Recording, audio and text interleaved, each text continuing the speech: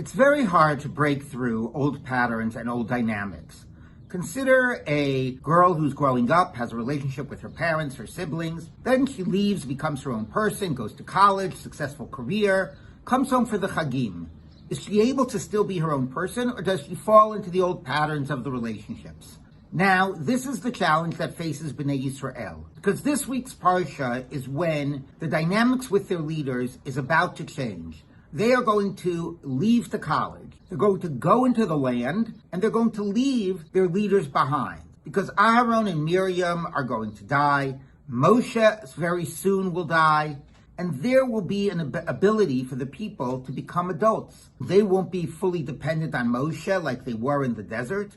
Their leader won't be fully dependent on God's miracles. They're going to have to go in and plant and harvest, not deal with the man coming from the sky.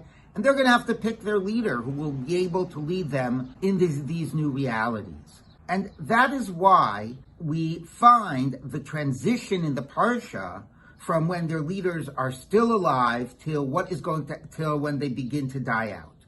When they're still alive, they follow the old patterns. They fetch, they complain to God, even though 40 years should have been enough to learn that doesn't work, that God's response will be deadly. They continue to do that, and Moshe runs to Ohel Moed rather than engaging. Moshe calls them, for 40 years, rebels you have been with God.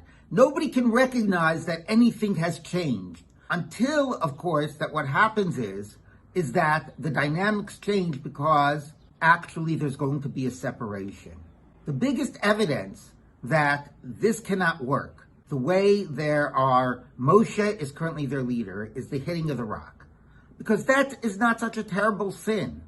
The problem of hitting the rock is that it demonstrates that the old patterns haven't gone away. That Moshe thinks that these people after 40 years are still rebels. And he thinks that the way you deal with them is you hit them over the head, you beat them into submission.